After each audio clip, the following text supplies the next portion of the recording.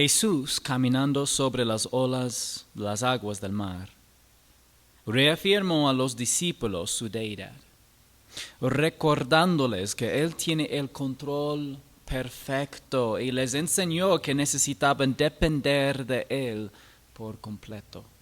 Voy a repetir. Jesús, caminando sobre las aguas del mar, reafirmó a los discípulos su deidad, recordándoles que Él tiene el control perfecto y les enseñó que necesitaban depender de Él por completo. Esta es la segunda historia registrada en los Evangelios con los discípulos en una tormenta en el mar de Galilea. La primera vez Jesús estaba dormido en la barca con ellos. Esta vez caminó sobre las olas del mar. ¿Qué demostración más majestuosa del poder divino podríamos imaginar?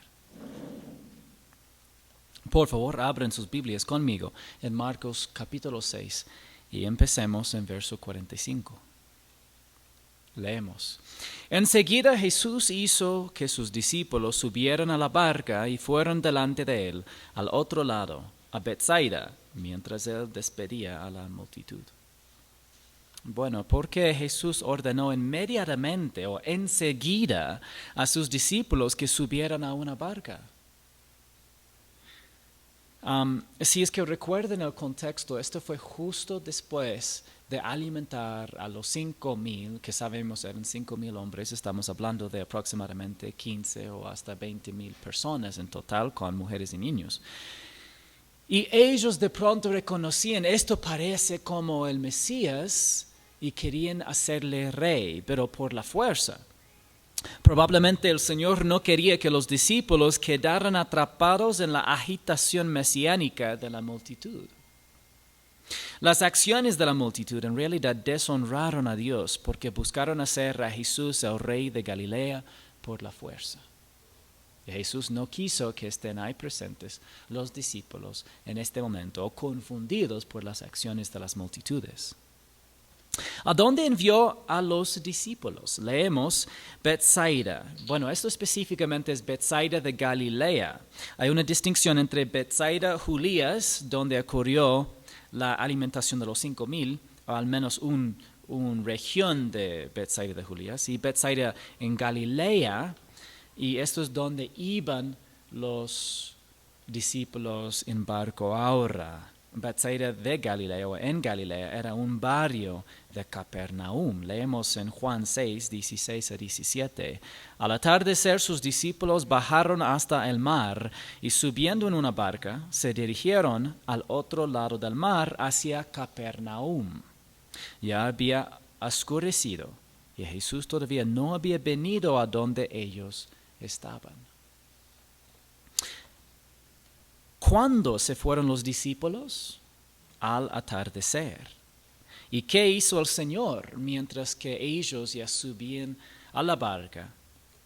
Después de despedirse de ellos, hablando de la multitud, se fue al monte a orar. Al anochecer, la barca estaba en medio del mar y él estaba solo en tierra.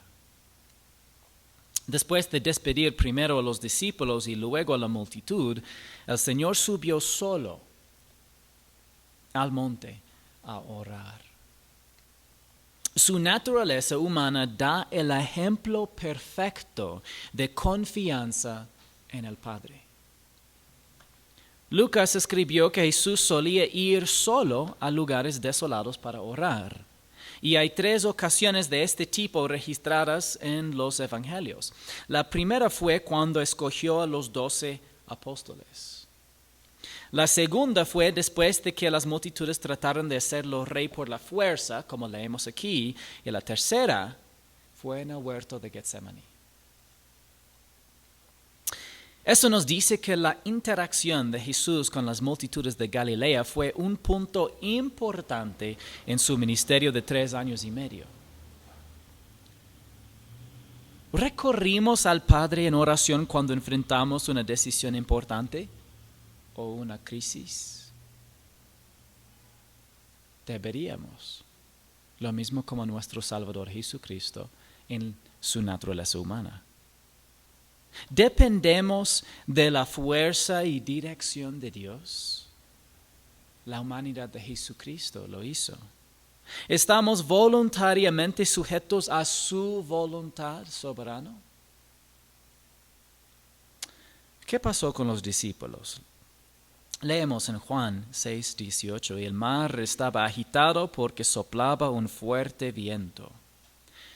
Después de su gira de predicación por los pueblos de Israel, el Señor envió a los 12 discípulos a un lugar solitario para descansar.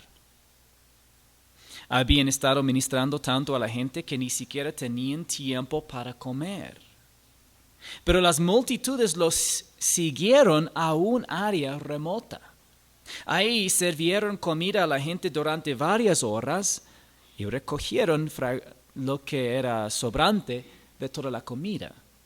Entonces tuvieron la experiencia perturbadora de la multitud que buscaba hacer rey a Jesús por la fuerza, y él despidió a los discípulos en este momento. ¿Puedes imaginar que esto fue un día muy difícil para los discípulos? Y en ese momento no sabían qué le había pasado al Señor. Estaban solos en el mar y luchando contra sus olas. A veces enfrentamos tormentas cuando estamos bien descansados y listos para un desafío. Pero a menudo las tormentas de la vida nos toman desprevenidos. Sí, a veces hay algunas pruebas cuando tú estás muy listo, bien descansado. Dormiste las 8 horas en la noche, levantaste, comiste un buen desayuno y pensaste probablemente hoy voy a enfrentar una dificultad. Y al enfrentarlo tú dices, ajá, estoy listo. Pero no suele pasar frecuentemente. El Señor lo permite que nosotros enfrentamos pruebas cuando estamos agotados, porque el agotamiento pone a prueba nuestra capacidad de pensar espiritualmente y confiar en Él en la práctica. Dios permite estas circunstancias. Muchas veces es una prueba de en lo que realmente estamos confiando. Cuando estás completamente agotado, ¿puedes pensar espiritualmente y tomar decisiones que reflejen confianza en Jesucristo y sumisión a la voluntad del Padre?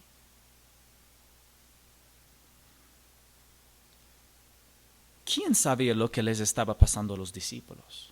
Leemos en Marcos 6:48, y al verlos remar fatigados, porque el viento les era contrario, como a la 4ª vigilia de la noche, fue hacia ellos andando sobre el mar y quería pasarlos de largo.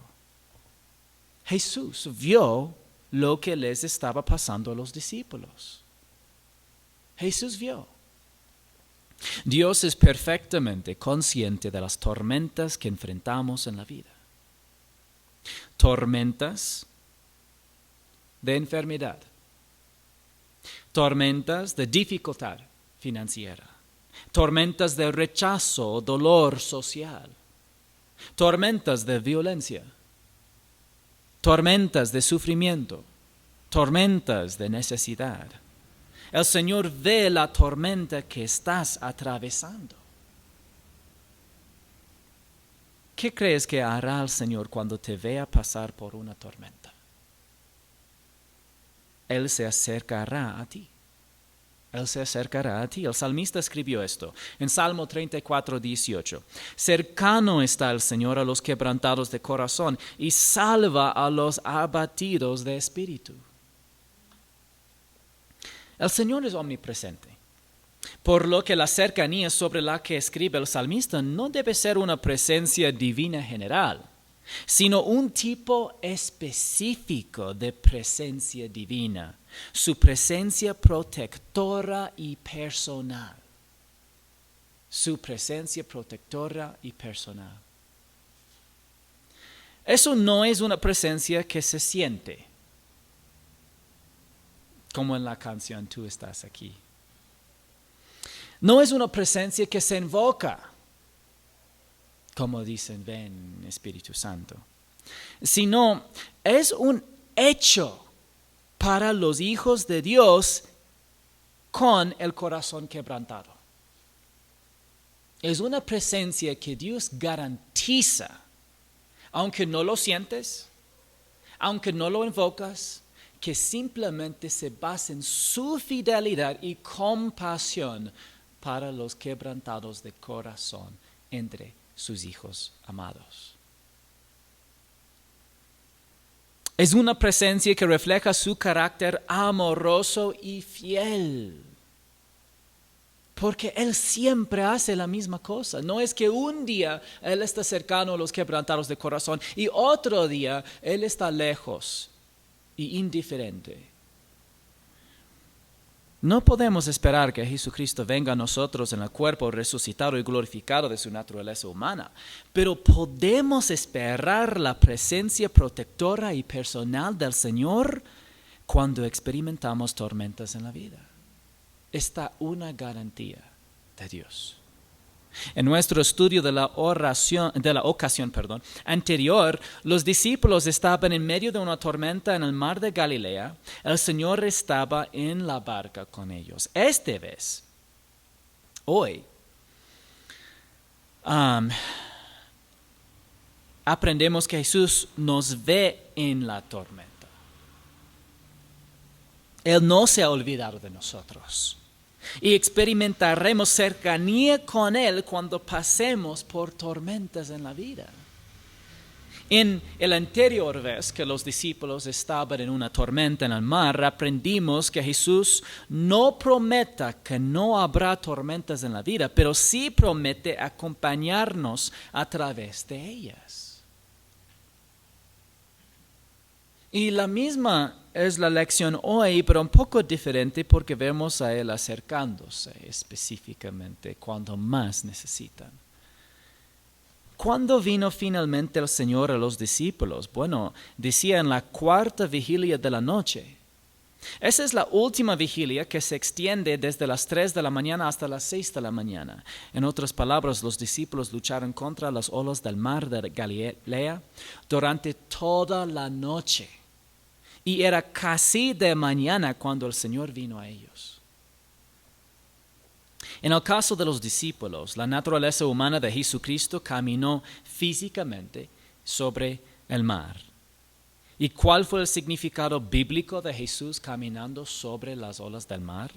Bueno, en el Antiguo Testamento, la omnipotencia del Señor se demuestra a menudo en su control sobre el mar.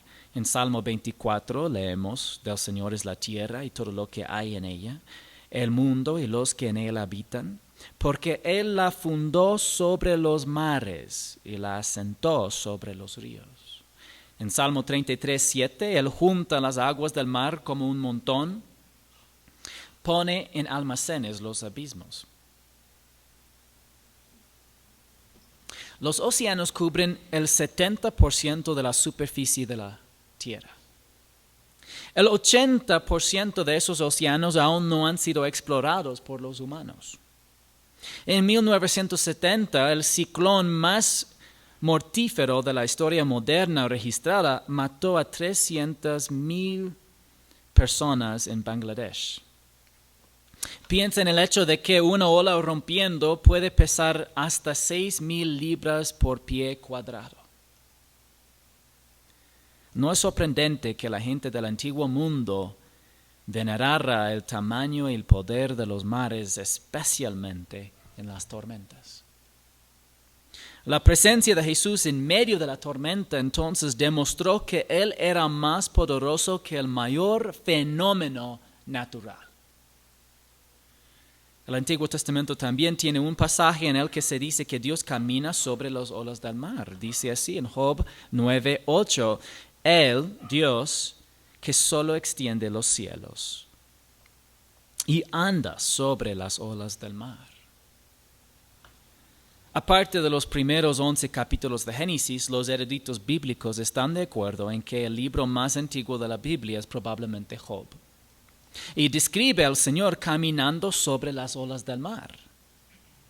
Esto le da parte de su significado a la declaración, el Verbo se hizo carne y habitó entre nosotros. La palabra eterna del Señor que apareció a los profetas se hizo hombre en la naturaleza humana de Jesucristo. Durante su vida en la tierra cumplió ciertas representaciones de sí mismo del Antiguo Testamento, incluida este pasaje de Job.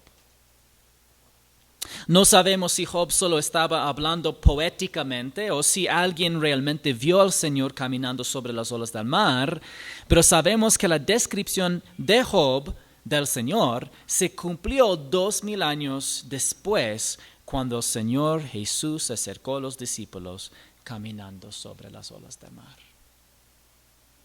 Impresionante, ¿no? Juan 6:19 dice, cuando habían remado unos 25 o 30 estadios, 4 o 5 kilómetros, vieron a Jesús caminando sobre el mar y que se acercaba a la barca y se asustaron. Se asustaron. Vieron a Jesús y se asustaron. Bueno, la perspectiva de los discípulos estaba distorsionada por la tormenta que atravesaban. ¿Alguna vez nuestra perspectiva se distorsiona por la tormenta que atravesamos? Sí, ¿no es cierto? Nuestra perspectiva sobre el Señor, sobre nosotros mismos y los demás, a veces puede verse distorsionada por la tormenta que estamos atravesando. Tormentas de enfermedad, dificultades financieras, rechazo, dolor social, violencia, sufrimiento y necesidad pueden dificultar la percepción correcta acerca del Señor. Cuando las cosas se ponen difíciles, los creyentes comienzan a cuestionar la bondad y el amor de Dios. A menudo. O cuestionan su poder. A veces simplemente no pueden ver cómo Él está trabajando en sus vidas. Dicen, yo no veo la mano de Dios porque solamente veo la tormenta. O empiezan a dudar de la verdad de la palabra de Dios. ¿Será cierto todo lo que yo creo y lo que dice en la Biblia? Porque la única cosa que yo puedo ver es mi dificultad. Hermanos, por eso es necesario ser intencional en tu relación con el Señor y espiritualmente alerta para que puedas recordar las promesas de la palabra de Dios y aplicarlas a tu vida cuando más importa.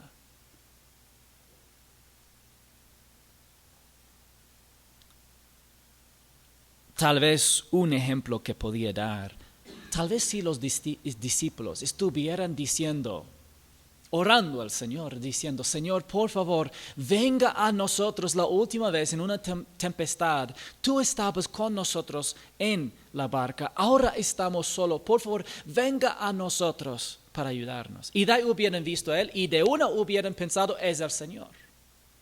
Pero como no estaban pensando en eso, más bien la tormenta y todo lo que estaban atravesando distorsionaba su perspectiva del Señor para que su primer pensamiento era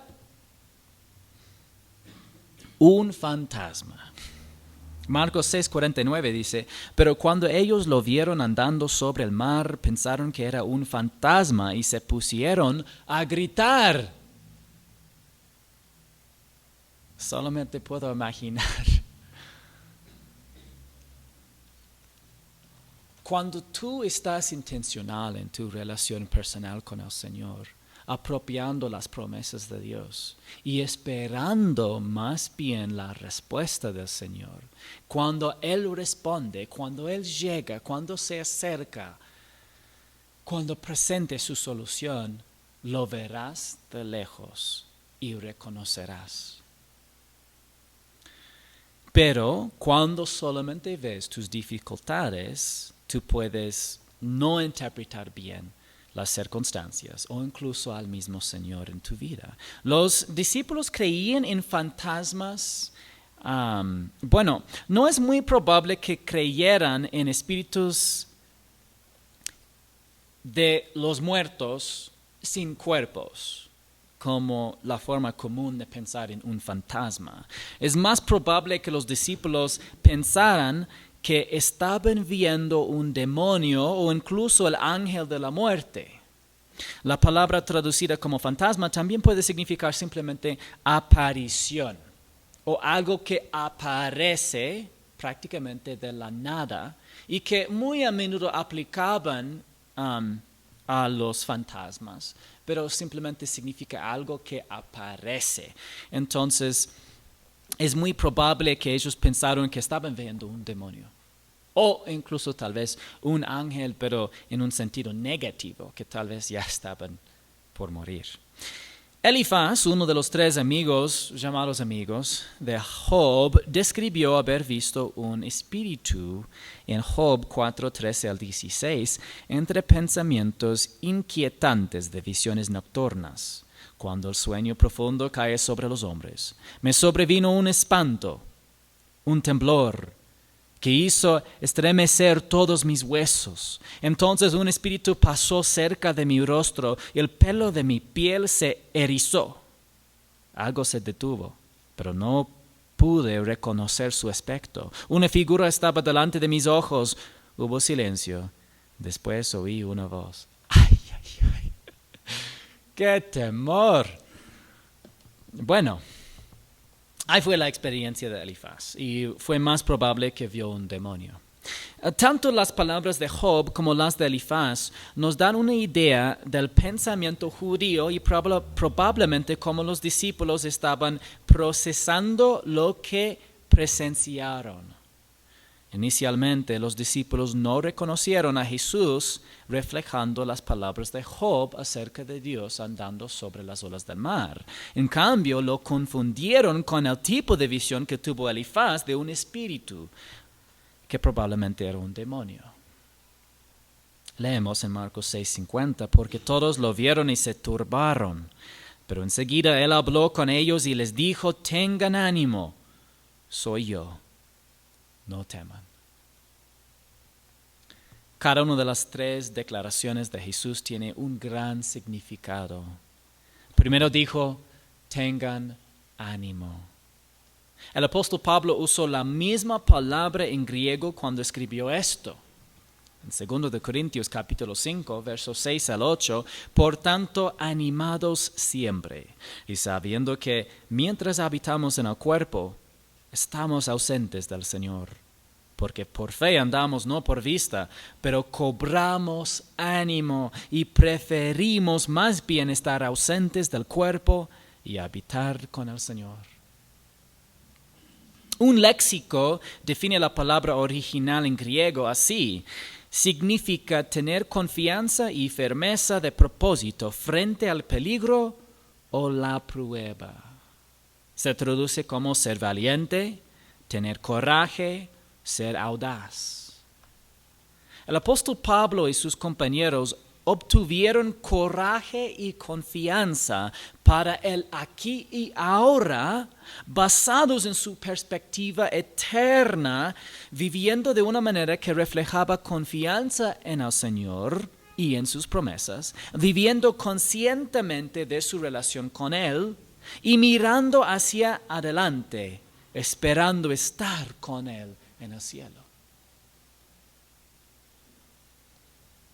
Jesús les estaba diciendo a los discípulos lo mismo: sed valientes, tener confianza y firmeza ante el peligro.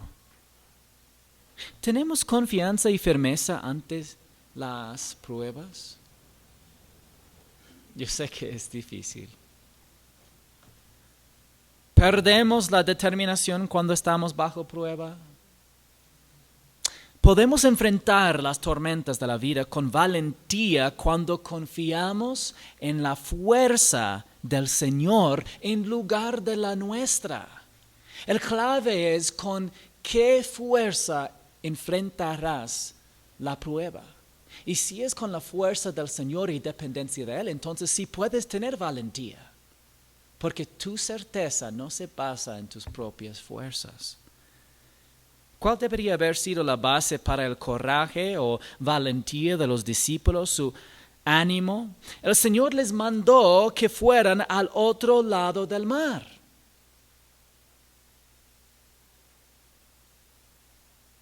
Tú dices, sí. El Señor les mandó que fueran al otro lado del mar. Debido a que Jesús les ordenó, deberían haber sabido que Él los protegería y los llevaría al otro lado. Su mandato fue una promesa que debería haberles dado confianza en sus mentes. Si el Señor me manda, el Señor me lleva. Asimismo, cuando sabemos que estamos en el centro de la voluntad del Señor, podemos tener el valor que de otra manera no tendríamos, pero solamente en el centro de la voluntad del Señor. El Señor sí les mandó, entonces sabían que estaban en el centro de la voluntad del Señor. Al menos deberían haber sabido o recordado esta verdad. Ahora les dijo que se animaran o tuvieran valor, y de nuevo la base era su palabra y su persona, diciendo, soy yo. Pero ¿quién era Él? Bueno, soy yo. En otras partes del Nuevo Testamento eso se traduce al revés. Soy yo se traduce yo soy. Yo soy. Y más tarde, cuando dijo esto a la multitud que venía a arrestarlo en el huerto de Getsemaní, ¿qué pasó? Se cayeron. Y cuando Él les dijo, yo soy, retrocedieron y cayeron a tierra. ¿Y por qué? Jesús estaba afirmando ser el Dios de Abraham, Isaac y Jacob, quien se le apareció a Moisés en la zarza ardiente, llamándose a sí mismo tanto Yahweh, el Señor, como también yo soy. Dice en Éxodo 3:14, y dijo Dios a Moisés, yo soy el que soy.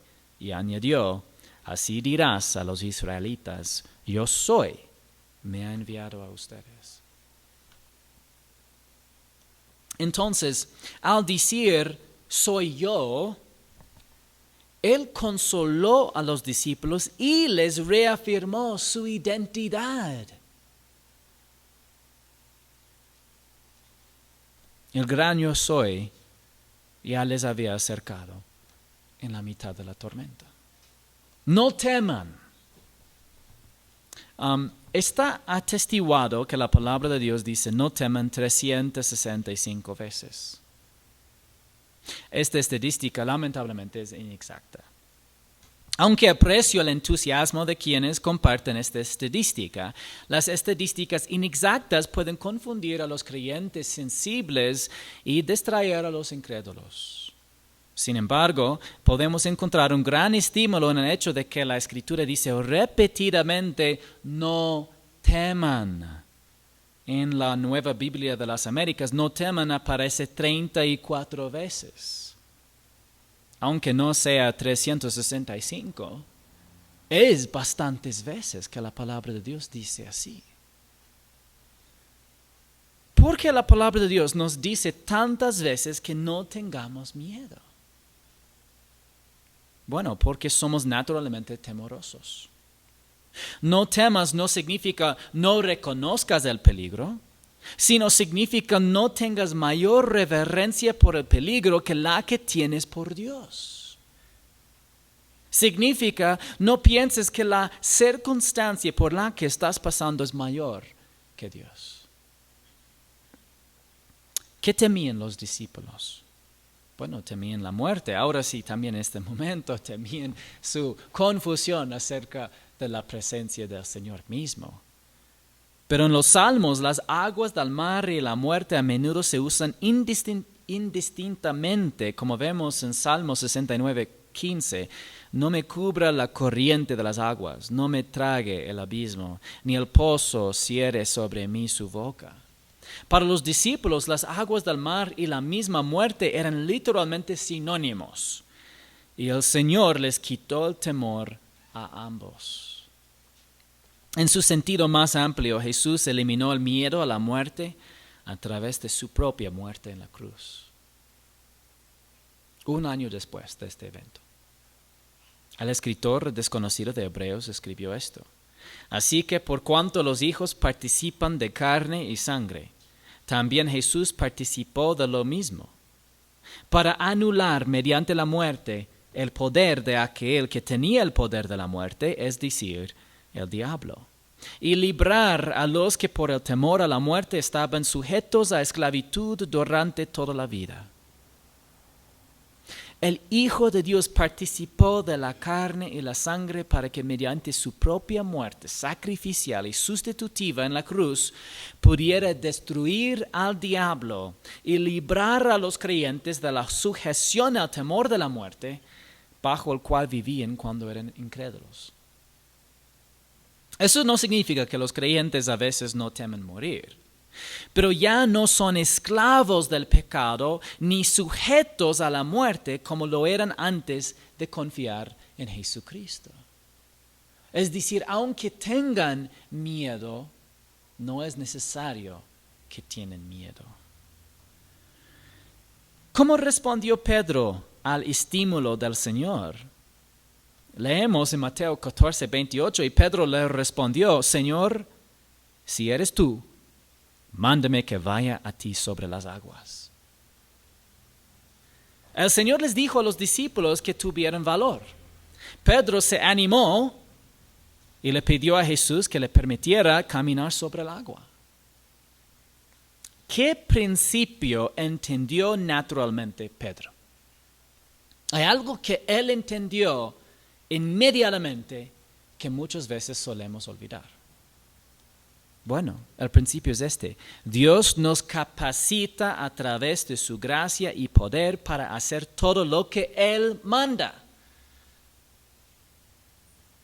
Él dijo, bueno, entonces, si tú eres el Señor, eso significa, y tú eres Dios, y estás parado ahí sobre las olas del mar, dime, y yo podré hacerlo también. Porque tú puedes hacer todas las cosas, y tú puedes habilitarme de hacer todo lo que tú quieres. Usualmente enfatizamos la impulsividad de Pedro, pero su pedido también mostró su confianza personal en el Señor. No debemos buscar replicar la impulsividad de Pedro, pero debemos tener el mismo entusiasmo por experimentar la capacitación del Señor dentro de su voluntad expresada. ¿Cómo respondió el Señor a la petición de Pedro? Ven, le dijo Jesús. Y descendiendo Pedro a la barca, caminó sobre las aguas y fue hacia Jesús. Entonces, ahora el Señor Jesús expresó su voluntad, por lo cual Pedro pudo tener de 100% certeza de que podía hacer lo que dijo Jesús. Aunque era su propia idea. Hoy nosotros encontramos la expresión directa y clara del Señor en las Sagradas Escrituras. No hay duda de su voluntad en muchos asuntos en nuestras vidas. Entonces, por lo cual nosotros podemos tomar pasos por fe, con intrepidez, sabiendo que el Señor nos sostendrá. Si el Señor hubiera dicho, no, Pedro, eso no es necesario, quédate ahí, ¿aún habría podido caminar sobre el agua? No. Y si hubiera tenido gran fe, bastante fe, ¿podía haber caminado sobre las aguas? No. Pedro todavía no habría sido capaz de hacerlo. La cuestión no es la cantidad ni la calidad de fe, sino el objeto de la fe y la fuente del poder. Es la verdad que en unos de los 4 evangelios, cuando mencionan la fe para mover montañas, no está completo el contexto para decir también que es necesario de pedir según la voluntad de Dios. Pero en unos de los pasajes paralelos vemos específicamente que Jesús dice que podemos hacer cualquier cosa que también es la voluntad del Señor. Entonces la pregunta no solamente es cuánta fe tienes, sino en qué está puesto tu fe. Y si sea la voluntad del Señor. Si es la voluntad del Señor, tú puedes caminar sobre las aguas. Si no es la voluntad del Señor, por más que crees que puedes, no podrás. ¿Tiene razón? Solo el Señor podía capacitar a Pedro para caminar sobre el agua. Asimismo, no tenemos el poder para vivir la vida espiritual. Necesitamos permanecer en Cristo, confiando en su fuerza y capacidad, confiando en su gracia y viviendo lo que dice la palabra de Dios por fe. Y ahí está el poder, en el centro de la voluntad del Señor, no afuera de su voluntad y no según la voluntad propia o nuestros propios ideas.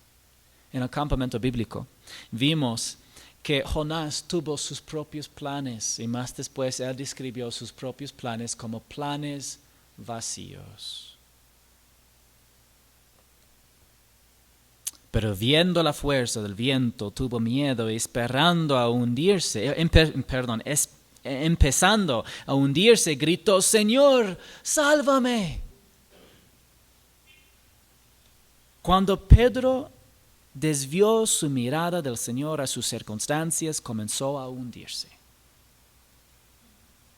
El Señor capacitó a Pedro para caminar sobre el agua mientras el enfoque de Pedro estaba en el Señor. Pero incluso cuando su enfoque estaba fuera del lugar, Jesús aún lo rescató cuando se volvió su enfoque hacia el Señor y buscaba su ayuda y rescate. Lo mismo como pobre Jonás, que rehusó de orar a Dios hasta que lo despertó el capitán y le dijo: ore a tu Dios. Y todavía no quiso. Y no quiso, preferiría estar lanzado al mar que orar a Dios o arrepentir. Y bajando y hundiendo hasta el fondo del mar, al fin en su corazón gritó: Dios, rescátame. ¿Y sabes que Dios lo rescató? Qué gracia y misericordia de nuestro Dios. Al instante Jesús, extendiendo la mano, lo sostuvo y le dijo: hombre de poca fe, ¿por qué dudaste? No sabemos la respuesta de Pedro, pero el Señor le hizo esta pregunta para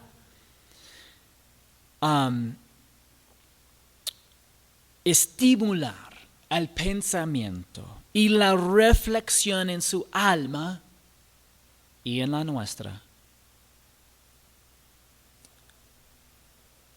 ¿Se consideran personas de mucha fe o de poca fe?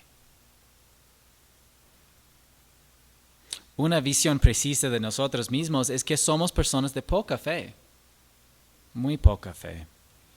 Tan rápidos para olvidar el amor, la gracia, el poder y la fidelidad de nuestro Dios. Así nomás olvidamos. En un instante nosotros estamos dudando, preocupando, ansiosos, pensando que Dios no esté presente o no nos ve o no tiene control.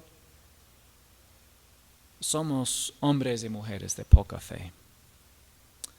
¿Por qué dudó Pedro? Preguntó, ¿por qué dudaste? ¿Por qué dudó? Bueno, dudó porque movió su enfoque de Jesús a la tormenta. Es simple. Simplemente así. Cuando nos preocupamos más por la enfermedad, las dificultades, el rechazo social, problemas financieros, la violencia, el sufrimiento y la necesidad. Cuando preocupamos por estas cosas más que por Jesús, nos encontraremos ahogados en preocupaciones, ansiosos por todo, en lugar de ansiosos por nada, como el apóstol Pablo dijo que deberíamos ser. Lo mismo ocurre cuando valoramos más la salud, el dinero, la popularidad, la seguridad, la comodidad y la abundancia de lo que valoramos al Señor.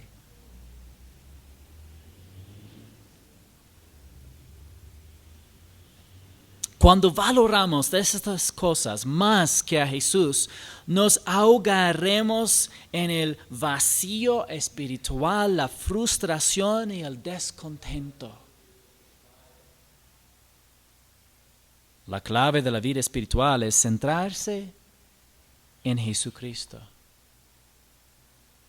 ¿Qué pasó después? Bueno, cuando ellos subieron a la barca, el viento se calmó. Hasta ese momento el viento seguía agitando las olas en el mar.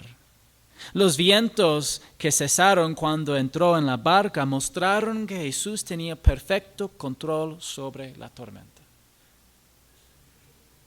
Nuevamente, esto refleja algo de los salmos. Leemos en Salmo 107:1, den gracias al Señor porque Él es bueno, porque para siempre es su misericordia. Más después dice en versos 23 hasta el 32, los que se descendieron al mar en naves y hacen negocios sobre las grandes aguas, han visto las obras del Señor y sus maravillas en lo profundo, pues Él habló y levantó un viento tempestuoso que encrespó las olas del mar. Subieron a los cielos, descendieron a las profundidades, su alma se consumían por el mal, temblaban y se tambaleaban como ebrios, y toda su pericia desapareció. En su angustia clamaron al Señor, y Él los sacó de sus aflicciones. Cambió la tempestad en suave brisa, y las olas del mar se calmaron. Entonces se alegraron porque las olas se habían aquietado, y Él los guió al puerto anhelado.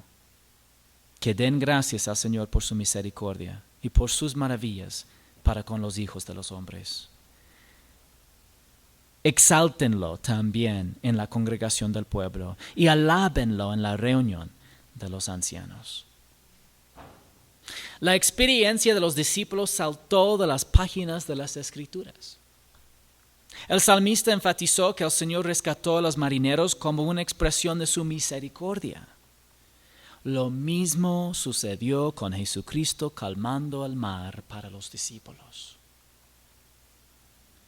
Y los discípulos respondieron de la misma manera que recomendaba el salmista, diciendo en Mateo 14:33, entonces los que estaban en la barca lo adoraron, diciendo, en verdad eres Hijo de Dios. En la mente judía, Hijo de Dios se refería a la deidad, por lo cual lo adoraron. Sin embargo, ¿cuál fue el punto principal de este milagro? Leemos en Marcos 6:51 y 52. Subió con ellos a la barca, y el viento se calmó, y ellos estaban asombrados en gran manera, porque no habían entendido lo de los panes, sino que su mente estaba embotada. Jesús demostró vividamente su deidad a los discípulos, pero la multiplicación de los panes y la calma de la tormenta en el mar fueron milagros diseñados para enseñar a los discípulos a reconocer el perfecto control de Jesús y de darse cuenta de su constante necesidad y total dependencia de Él.